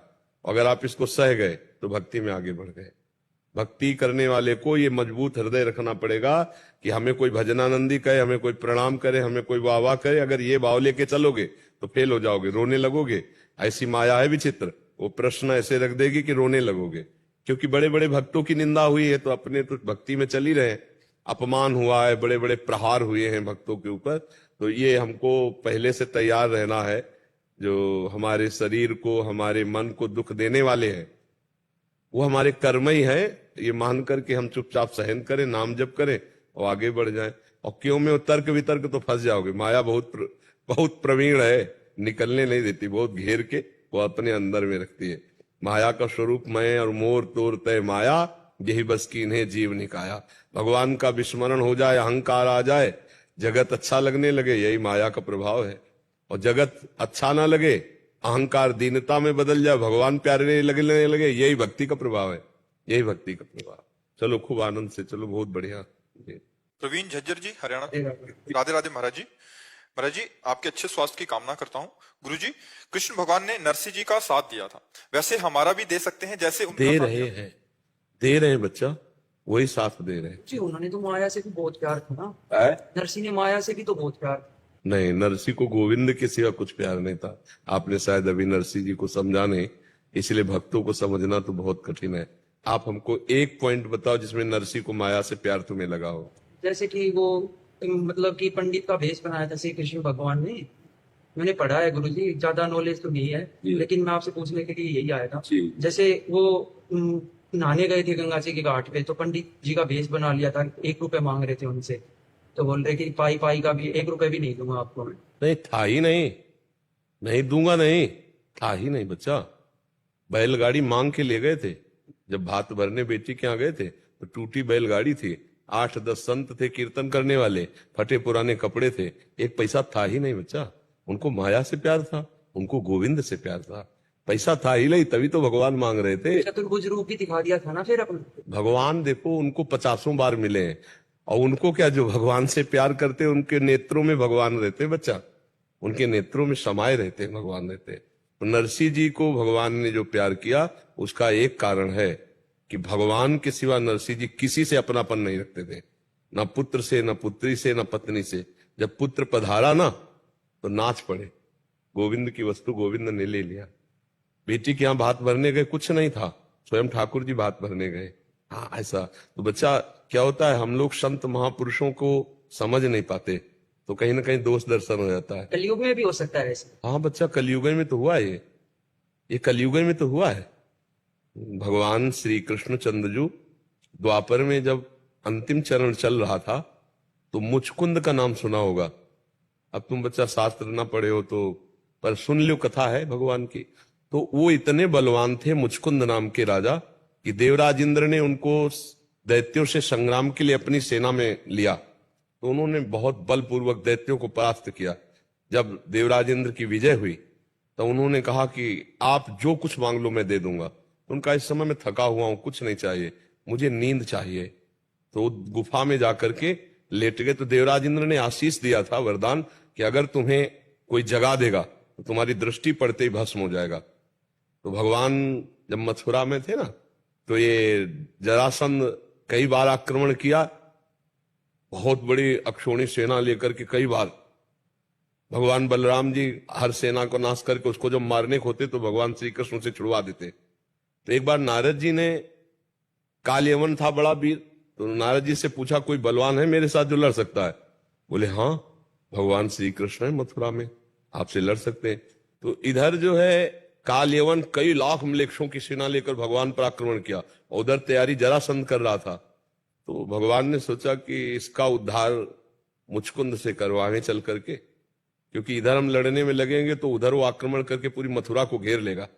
तो भगवान का वो इंतजार नगर के बाहर ललकार रहा था काल यवन। तो देखा पीताम्बर धारण किए हुए भगवान ने, तो वो समझा आकर के हमसे बात करेंगे, भाग पड़े भगवान, रण छोड़ भगवान तो ऐसे लग पड़ा। और उनकी लीला थी, वो पीछे दौड़ा कि अरे श्री कृष्ण तुम्हारी इतनी महिमा है और तुम हमारे योद्धा, हमारे जैसे योद्धा को पाकर युद्ध ना करके पीठ दिखा के भाग रहे हो, रुक जाओ। भगवान भागे चले जा रहे, वो पीछे पीछे भागा, भगवान उसी गुफा में ले गए जहां मुचकुंद जी शयन किए हुए थे। जाके अपना पीताम्बर उड़ा दिया, और थोड़ा पीछे था, भाग के गया। तो उसने कहा अच्छा हमको यहाँ दौड़ा के लाया, खुद पीताम्बर और तान करके सो रहा है। एक चरण प्रहार किया काल्यवन ने, ये चरण प्रहार किया तो उठ गए मुचकुंद, ये दृष्टि पड़ी तो आग लग गई, भस्म हो गया। जब भस्म हो गया तब भगवान प्रकट हुए। भगवान को देखकर बहुत आनंद मगन हुए, बड़ी स्तुति की, वंदना की। कहा प्रभु ये कौन था जो भस्म हो गया? तो बताया काल्यवन था। तो उनका प्रभु आपके दर्शन का फल है आपकी प्राप्ति निरंतर, आप हमें कृपा करें। तो उनका हमारा दर्शन तो हो गया है, पर हम चाहते तुम एक जन्म और लो और मेरी भक्ति का प्रकाश करो। तो वही मुचकुंद जी जो महाराज हैं, वही नरसिंह मेहता के रूप में अवतरित हुए, और भगवान की विशुद्ध भक्ति, बड़े जोर की भक्ति का प्रचार प्रसार। बड़े विरोधी लोग उनके भी थे, भक्तों का विरोध करने वाले होते हैं। वो जो शुद्ध भक्ति नहीं होती, उनके हृदय में जलन होती, तो अब भक्तों की वो निंदा करने लगते हैं, भक्तों को गिराने की चेष्टा करते हैं, भक्तों को मारने की चेष्टा करते हैं। ये भगवान की लीला है। तो महापुरुषों को जानने के लिए जब तक हम महापुरुषों का संग नहीं करेंगे, भजन नहीं करेंगे, तब तक हमें दोष दर्शन हो जाएगा। जैसे आपको होगा कि नरसिंह मेहता को माया, नहीं नहीं नहीं, एकदम गोविंद के अनन्य थे, एकदम गोविंद के अनन्य। बहुत ऐसा महापुरुष युगों में होता है, जैसे नरसिंह मेहता थे, मीरा जी, ये युगों में होती हैं, ऐसे कोई ऐसे साधारण भक्त थोड़ी। हाँ भगवान के नहीं, समझ गया जी। वरुण जी मुंबई से। राधे राधे गुरुदेव भगवान जी। गुरुदेव आपके चरणों में प्रणाम। गुरुदेव मैं आपका सत्संग वार्तालाप केवल 10-11 महीने से यूट्यूब के माध्यम से देख रहा हूँ। आपकी वाणी से सब बुरी आदतें और व्यभिचार छोड़ दिया है। जीवन में हमेशा स्ट्रगल आ जाता है, समझ नहीं आता क्या करूं, कहाँ जाऊं। इन 3-4 साल में मैं शून्य हो गया हूं। अभी भी मेरे सिर पर बहुत सारा कर्ज है। महाराज जी मैं क्या करूं? राधा नाम जपने की कोशिश भी करता हूं। इस विषय में हमारी सामर्थ्य नहीं है, क्योंकि आपका व्यापार कैसे चले, आपका कर्जा कैसे मिटे, आप कर्जा लेते समय हमसे पूछा थोड़ी था। आपने जो अपने मनोरंजन की, विषय विलासता की, उस समय आपने हमसे आदेश थोड़ी लिया था। तो जो हम कर्म करते हैं उसे हमें भोगना पड़ता है। अब आज राधा नाम नई फसल तैयार हो रही है। अब किसान आज बो दे और कह दे कि हमको 40 मन 2-4 दिन में काटने को मिल जाए, बार बार खोदे तो बीज भी नष्ट हो जाएगा, उसको एक दाना नहीं मिलेगा। 5-6 महीने मेहनत करके वो अपनी फसल को सुरक्षित जब लगता है, तब 40 मन 1 बीघा में काटता है। आज आपने भक्ति शुरू की है, आप सोचे कि हमारा कर्जा मिट जाए, हम जो चाहे वो सब प्राप्त कर लें, असंभव। क्योंकि जब शरीर निर्माण हुआ था तो हमारे कुछ पाप और कुछ पुण्य दोनों से मिश्रित शरीर बना था, और जब हम इस शरीर में आए तो कुछ पुण्य और कुछ पाप फिर बन गए, शुभ अशुभ बन गए। तो अवश्य में वो भोक्तव्यम कृतम कर्म शुभाशुभम, आपको अपने कर्मों को भोगना पड़ेगा जो आप कर्म करते हैं। अब जो हमारे संचित कर्म हैं हम उनको भस्म कर सकते हैं भजन बढ़ा के, लेकिन प्रारब्ध भोग बड़े बड़े संतों को भोगना पड़ता है, भोगना पड़ता है ना। तो हमारे पास ऐसे उपाय, जैसे ऐसी चर्चाएं कि अमुक कार्य करो आपका कर्जा मिट जाएगा, अमुक कार्य करो आपको नौकरी मिल जाएगी, अमुक कार्य करो आपका मुकदमा जीत जाएगा, या अमुक कार्य करो आपके सब काम, ऐसी हमारे यहाँ चर्चा नहीं होती। हमारे यहाँ चर्चा होती है कि आपको श्यामा श्याम की प्राप्ति कैसे, और श्यामा श्याम की प्राप्ति के मार्ग में चलने मात्र से सारी कामनाएं अपने आप पूर्ण हो जाती हैं। सत मार्ग में जैसे मूल को पकड़ो ना, मूल में जल चढ़ा दो तो डाल में, पत्ते में, पुष्प में, फल में, सब जगह पहुंच गया। ऐसे हमारी जो चर्चा होती है वो मूल की होती है, भगवत प्राप्ति की होती है। जीव भगवत प्राप्ति करके परम सुख को प्राप्त करे, इसलिए हमारी चर्चा होती है। अब हमको टुटका, टोना और जंतुर ये सब आता नहीं कि आप ये जंतुर बांध लो, कुछ दिनों बाद आपका कर्जा मिट जाएगा। ऐसे तो ऐसा तो हमारे पास कुछ ऐसा जुगाड़ है नहीं। मुझे लगता है कि अगर नाम जप करते रहे तो इस जन्म का कर्जा क्या अनंत जन्मों की बिगड़ी बन जाएगी, विश्वास करके। पर हम ये नहीं कह सकते कि इससे तुम्हारा कर्जा माफ हो जाएगा। पर हम ये जरूर कहते हैं कि इस जन्म का क्या, करोड़ों जन्मों का ऋण मुक्त हो जाएगा। देव ऋण, पितृ ऋण, ऋषि ऋण, मातृ ऋण, सबसे यदि हम नाम जप करें और प्रियाजू को पुकारे तो उनकी कृपा से सब कुछ सुलभ हो सकता है। पर अपने को अब आचरण ठीक करने पड़ेंगे, अब आचरण सुधारने पड़ेंगे। पीछे की खेती बहुत खराब है, आगे की फसल हमारी अच्छी है, मिलेगी, पर अभी जो पीछे का बोया हुआ है उसे हमें काटना पड़ेगा। इतना ज्ञान है नहीं आप में, इतना तप है नहीं, भजन है नहीं कि उसे आग लगा दो। ज्ञान के द्वारा सब कर्म संस्कार भस्म कर दिए तो फिर अवश्य में भोक्तव्यम, फिर भोगना पड़ेगा। तो धैर्य रखो। कर्जा लेकर के अपनी उन्नति के लिए जो चला जाता है बहुत धोखे का खेल है। कर्जा लेकर अगर व्यापार किया जाए, कर्जा लेकर वासनाओं की पूर्ति की जाए तो हमें लगता है इसमें मूढ़ता ही है, क्योंकि व्यापार में हानि हो गई तो कर्जा वो हो गया और ऊपर से हानि का दुख भोगो। तो देहाती भाषा में कहते हैं उतने पैर पसारो जितनी लंबी चादर हो। तो अपनी चादर से ज्यादा पैर क्यों पसार दिए? किसी से सलाह नहीं ली, किसी महापुरुषों से। कर्जा तो बिल्कुल लेकर व्यापार आदि नहीं करना चाहिए। नहीं कर्जा चुकाने के लिए दूसरा लिया, दूसरा लेने के लिए तीसरा लिया, तो ऐसे एक गलती छुपाने के लिए दूसरी की, दूसरी छुपाने के लिए तीसरी, इसी में तो हम फेल होते जाते हैं, इसी में तो हम बनते जाते हैं। अब सुधार कर लो, अब सुधार कर लो, सब सुधर जाएगा। भगवान बड़े कृपालु हैं, उनका आश्रय लो, नाम जप करो, अच्छे आचरण करो, मेहनत करो, कम खर्चे से जियो, पैसा बचाकर कर्जा पूरा करो। नहीं हम तो ऐसा कोई जादू ऐसी आशा रखते हो? महाराज जी आप हृदय हो मेरा, आप मेरा जीवन हो। आप जो सलाह दोगे वो मेरे लिए प्राण प्रिय है। अब असली बात ना, हमने कभी कर्जा लिया ना कभी लिपटा मांगा खाया और भजन किया तो अच्छा, इस विषय का विज्ञान है नहीं। अब हम मतलब इस विषय में घुसे होते तो हमें सब पता होता कि यार ऐसे से ऐसे, हम तो यार मांगा है, खाया है और जिंदगी में भजन किया, तो वही भजन की बात बताते हो, शास्त्रों की बात बताते। और तो हमें संसार का ज्ञान आप लोगों से हो रहा है, बहुत बहुत संसार का ज्ञान आप लोगों से हुआ है। नहीं, हम गंगा किनारे का आदमी, हमको ज्यादा ज्ञान नहीं था, ज्यादा बुद्धि हमारी जो संसारिकता को जान पाई वो आप लोगों से जान पाए। इन नए नए बच्चे जो सब साधु बने, इनके द्वारा हमें जानकारी हो पाई। नहीं तो बहुत एकदम एकांतिक जीवन था। अब ये तो भगवान की लीला है कि वो सेवा देर करवाना चाह रहे, इसलिए नहीं तो एकांतिक जीवन था, मांगना खाना बस रात दिन अपनी श्री जी के। इसलिए मुझे लगता है भैया, अगर आप हमें हृदय मानते हो तो हम आपको ये जरूर बताते हैं कि भगवान का आश्रय और भगवान का स्मरण ये सब दुखों से बचा लेता है।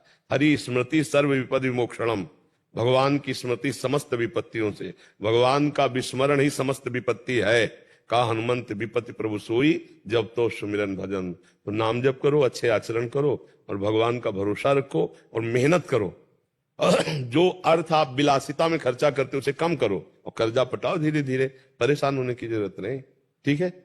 हाँ, क्योंकि मतलब जिसे हम इसलिए बोल दिया कि अब ये तो कई लाखों लोग सुनते हैं, तो किसी को ये लगता हो कि बाबा हमको कुछ राख दे देंगे, कुछ जंतुर बांध देंगे तो हमारा कुछ। हमारे यहाँ केवल भगवत चर्चा होती है और ना ऐसा कोई टुटका, ना किसी तरह का ऐसा कुछ। पर नाम जप करो, भगवान के आश्रित रहो, सतमार्ग में चलो, अच्छे आचरण करो, इसी से सब ठीक हो जाएगा। और हमें विश्वास नहीं है। हमारे लिए तो बाबा आपकी वाणी ही जंतुर है, हमारी वाणी ही राख है हमारे लिए। महाराज जी एक समय ऐसा भी आया था, आत्मदेह का भी ख्याल आ गया था, बट आपकी वाणी और आपका स्मरण उसने संभाल लिया महाराज। हाँ, नहीं, आप आगे बढ़ो अध्यात्म में, आप दुखी मत हो। ये हमारी लाडली जो ऐसी है, ऐसी कृपालु है कि आप खुद देखना, वो सब बानक बना देती है जिससे जीव का निस्तार हो जाए, परम मंगल हो जाए। हम सब अधम ही हैं, हम सबसे गलतियां होती हैं, पर वो प्रभु अगाध ज्ञान समुद्र है, लाडली जो कृपा समुद्र है, उन्हीं से काम बनता है। आप चिंता न करो, जिसने आकर प्रभु को, तो वो हर उपाय उन्हीं के हाथ में है। कहते हैं ना, ऊपर वाला जब देता है तो छप्पर फाड़ के देता है, ले कहां से कैसे विधान बना देता है वो बना देता है। आप निश्चिंत रहिए, हाँ बिल्कुल आनंदित रहिए, भगवान के भरोसे रहिए, नाम जप कीजिए, भगवद आश्रित रहिए। कोई रास्ता ऐसा निकल आएगा जिससे हर समस्या का समाधान हो जाता है। देखो, मिले तो आप हो, आज लेकिन मिलने के पहले ही समस्या का समाधान श्री जी ने करवा दिया कि नहीं, आप कह रहे आत्महत्या करने की हम सोच रहे थे, हम ऐसा गलत सोच रहे थे, जब सत्संग मिला तो आप बदल गए, आप आज तो सामने बैठकर सुन रहे हो, तो विश्वास करो आगे और हमारा प्रकाश होगा, आगे उन्नति होगी। और आज दुख है तो ये रहेगा नहीं, अगर आज सुख है तो अभिमान मत करो, ये भी नहीं रहेगा। जैसे दिन नहीं रहता रात आती है, रात नहीं रहते दिन, ऐसे सुख दुख का चक्र चलता रहता है। आप बहुत सावधान होकर रहिए, नाम जप कीजिए, कोई व्यसन मत कीजिए और किसी भी तरह किसी को दुख ना पहुंचे, बस ये ध्यान रखिए। तो मालिक इतना कृपालु, अपने आप ऐसी व्यवस्था कर देगा कि सब चलता है। बिल्कुल आप विश्वास कीजिए, ये सब सृष्टि भगवान से ही चल रही। हम लोग अहंकार में है, इसलिए हमको करना लगता है कि मैंने किया। सब कुछ करता धरता हरि ही है, वही कर रहे हैं। ये बात समझ में आ जाए तो हम अभी निश्चिंत हो जाए। गौतम ऋषि जी, राधे राधे। जय गुरुदेव। गुरुदेव, आपके चरणों में कोटि कोटि प्रणाम। प्रभु जी, कुछ 3-4 साल पहले परमात्मा की इतनी कृपा हुई कि अपने अहंकार को टूटते हुए देखा। तब जाना कि मैं हुई नहीं, बस मन ही था। तब से महाराज जी इतना कायर हो गया है मन की, बहुत कमजोर हो गया। प्रभु मार्गदर्शन दो कि इस कायरता डर का। नहीं, कायर नहीं होना चाहिए, पर यह बात अच्छी है, अहंकार का टूटना भगवान की शरणागति का हेतु होना चाहिए। भगवान की शरणागति से निर्भयता, निश्चिंतता, निशोकता, एक उत्साह आना चाहिए। आपकी निगेटिव बात कैसे आ गई कि मन नकारात्मक उल्टा सोच रहा है? ये आई इस तरीके से, जब तक अहंकार था तो लगता था कि सब दूसरों पे गुस्सा आता था, चिल्ला के अपनी भड़ास निकाल देता था। अब पता लग गया किसी पे डाल नहीं सकता, अब खुद पे आ गई है सारी बात कि सब कुछ गलत मेरी वजह से हुआ था। अब पता है सब कुछ अच्छा है और बड़ा हल्का महसूस करता हूँ, लेकिन प्यार नहीं कर सकता मैं किसी को। मतलब जैसे आपको याद नहीं होगा, मैं परसों आपको देखा था, रात को आपने 2 सेकंड के पल के लिए मेरे से आंखें मिलाई थी, मुझे याद है वो बात। और इतना शीतल मन हो गया था कि मैं किसी के साथ बैठता हूँ, मुझे नहीं लगता किसी को ऐसा फील होता होगा। और मेरे अंदर ना कभी किसी के विश्वास नहीं कर पाता मैं किसी पे, इतना उसे नहीं, इसको निगेटिव मत लीजिए, ये भागवतिक सद्गुण है। उदासीनता आना, एकमात्र भगवान पर विश्वास रहना, मन का संसार से निराश हो जाना, किसी से कहीं कोई भी प्यार ना होना, ये तो बहुत बड़ी कृपा है। आप इसे क्या समझते हैं? ये भागवतिक लक्षण है। ये संसारिकता में आप देखोगे तो इसको आप गलत बोल रहे हैं जैसे अभी, और अगर भागवतिकता में अध्यात्म में देखो तो बहुत बड़ी अंदर एक कृपा हो रही है आपके अंदर। आप इसे नकारात्मक क्यों ले जा रहे हैं? लोग खुश नहीं रहते मेरे से, मैं चुप हो जाता हूँ। लोग क्या हमसे खुश हैं? अरे भाई आप देखो आपकी बात अलग है, कोई हमसे जले इसके लिए हम क्या कर सकते हैं? इसके लिए हम अपने भजन में बने रहें, बस यही खास बात है। वो जल रहा है, अपने स्वभाव से जल रहा है, उसके लिए क्या कर सकते हो? तो आपसे मान लो संतुष्ट नहीं रह रहे तो किससे संतुष्ट रहे? भगवान से भी संतुष्ट नहीं थे। जब भगवान अवतार लिए तो भगवान से भी संतुष्ट नहीं थे। दुर्योधन ने भगवान को बंधन में डालने के लिए पूरा प्लान कर लिया था। तो आप भगवान को भगवान नहीं मान रहे हैं, लोग भगवान को भगवान नहीं मान रहे, भगवान से संतुष्ट नहीं हो रहे। हम तो उनके बच्चे इंसान हैं, हमसे कैसे संतुष्ट हो जाएंगे? तो ये बहुत प्रपंच संसार का है। निखिल गुप्ता जी, श्री अरविंद महाराज। राधे राधे महाराज जी। महाराज जी, मैं प्रतिदिन राधा नाम जप करता हूँ। राधा नाम में कृष्ण नाम को समीप रख के बोलने से अगर बीच बीच में रुकावट आती है तो इससे कोई गलत प्रभाव तो नहीं पड़ेगा? नहीं, बिल्कुल कीजिए, आप कीजिए, बहुत सुंदर है। इसमें रुचि बनती है और रुचि बनती है, आप कीजिए। श्रवण लाल गुजर जी, राधे राधे। राधे राधे महाराज जी। महाराज जी, 1 साल से YouTube के माध्यम से आपकी वाणी सुन रहा हूँ। आपके कहे अनुसार राम नाम जाप कर रहा हूँ, सुबह शाम हनुमान चालीसा भी पढ़ता हूँ। गुरुजी, मेरा प्रश्न है कि मैं एक गायक कलाकार हूँ, मैं भगवान के भजन भी गाता हूँ और आज के जमाने अनुसार लोकगीत और प्यार मोहब्बत के गीत भी गाता हूँ। इस लोकगीत में जो भी शब्द लिखता हूँ वो मेरी असल जिंदगी में तो नहीं है, लेकिन संगीत के माध्यम से मैं गाता हूँ। क्या मुझे भगवत प्राप्ति होगी? देखो, भगवत प्राप्ति लोक गीतों से नहीं होगी, भगवत प्राप्ति होती है भगवान के चिंतन से। अंदर ही अंदर आपके जो भगवत चिंतन होता है उससे भगवत प्राप्ति होती है। जैसे हम बहुत बढ़िया गा लेते हैं और हमारा अंदर से चिंतन भागवतिक नहीं है, और हम पद भी गा रहे हैं जो भागवतिक है, लेकिन चार को रिझाने का है, तालियां सुनने का है, रुपया लेने का है, वो व्यापार है, ना कि भगवत प्राप्ति की साधना। आप हमारी बात को समझे? अगर हम कीर्तन कर रहे हैं, पद गायन कर रहे हैं और 1 पैसा नहीं लिया, केवल ये है कि भगवान का नाम, भगवान का जस गा रहे हैं, अब ये भजन माना जाएगा। अगर तालियों का शौक है, रुपए का शौक है, तो फिर भजन तो नहीं हुआ। और भगवत प्राप्ति के लिए अंदर ही अंदर चिंतन करो और ये लोक व्यवहार जीने खाने के लिए ये करो, कोई परेशानी नहीं। एक साल से पहले मैं गलत संगत में था, गलत दोस्तों के साथ था। फिर मैंने बजरंगबली की कसम कही थी, सबका साथ छोड़ दिया, अकेला हो गया 6 महीने के लिए मैं। 6 महीने के माध्यम से मैं अकेला हुआ था। फिर मैंने आपके यूट्यूब पे देखने लग गया। फिर से वहीं से मैंने राम नाम जाप चालू कर दिया और सब संगत छोड़ दी। हाँ, अब सब सुधर जाएगा, आप चिंता मत। और अभी मैं ये जैसे भगवान का भजन ही गाऊं, ये छोड़ दूं? नहीं, गाना मत छोड़िए, आप गाइए, लोकगीत भी गाइए। क्योंकि जैसे जीने के लिए हम फावड़ा चलाते हैं, जीने के लिए हम कपड़े की दुकान करते हैं, जीने के लिए हम नौकरी करते हैं, ऐसे जीने के लिए, जीवन जीने के लिए अर्थ चाहिए। अर्थव्यवस्था के लिए हम कायर होकर थोड़ी बैठेंगे। खूब बढ़िया बढ़िया गाओ, लोकगीत गाओ, भजन गाओ, पर वो अर्थ के लिए, भगवत प्राप्ति के लिए अंदर ही अंदर जो नाम आप जप रहे, ये नाम भगवत प्राप्ति कराएगा। अंदर ही अंदर नाम जप करो, क्योंकि उसका हम दाम लेते हैं, उसका हम प्रभाव, तालियों का सुख लेते हैं, वाहवाही का सुख लेते हैं, तो वो भगवत प्राप्ति में असमर्थ है। समर्थ है अंदर जो राम राम जप रहे हो, ये भगवत प्राप्ति कराएगा। सूर्यकांत पल्या जी, गुरुदेव भगवान आपके चरणों में कोटि कोटि नमन। भगवान, 1 साल से पहले तक मेरा जीवन भोगों और प्रपंचों से घिरा था। ना कोई नाम जप, ना कोई भगवत सेवा। इस शरीर के माता पिता पत्नी सेवा पूजा के लिए बोलती थी तो मैं मना कर देता था। भगवान, 1 साल पहले आपकी कृपा हुई, आपकी वाणी से राधा नाम की महिमा को जाना और राधा नाम से प्रीति हो गई। आपसे ये भी जाना कि हमें मनुष्य देह भगवत प्राप्ति के लिए मिली है। भगवान, तभी से आपको गुरु मानकर आपके ही बल से, आपकी कृपा बल से नाम जप शुरू किया। भगवान, कुछ समय से नाम जप सही से नहीं हो पा रहा, बढ़ ही नहीं रहा। ऐसा प्रतीत होता है जैसे कम हो रहा है। कई कई घंटे बिना नाम के भी निकल जाते हैं। तो कई कई घंटे, तो इसमें थोड़ा सावधानी है। कई घंटे तो बहुत बड़ा समय होता है, मतलब ये सब नहीं चल रहा। चलता तो सिद्धों का है, साधकों को जबरदस्ती जपना पड़ता है। बच्चा जबरदस्ती राधा बोलने में क्या जाता है? हम कह रहे मन नहीं लग रहा, तो चल रहा है ना राधा राधा। अब सिद्ध बनने की कोशिश करो कि मन ही से चले। तो अभी पहले हमको अनर्थ की निवृत्ति करनी है, पाप नष्ट करना है, तो हमें बलपूर्वक नाम जपना होगा, राधा राधा राधा। और ध्यान करो, किसी वैष्णव का अपराध तो नहीं बन गया है। किसी की निंदा, किसी का ऐसा अवहेलना, किसी वैष्णव की हंसी मजाक कर देना, इससे अपराध बन जाता है। और कोई अभक्ष पदार्थ खा लेना, इससे भी भजन में त्रुटि हो जाती है। और कभी कभी तमोगुण के प्रभाव से भी भजन में रुचि नहीं रहती। तो हमको ये देखना है कि हमारा भजन किस कारण से रुका है।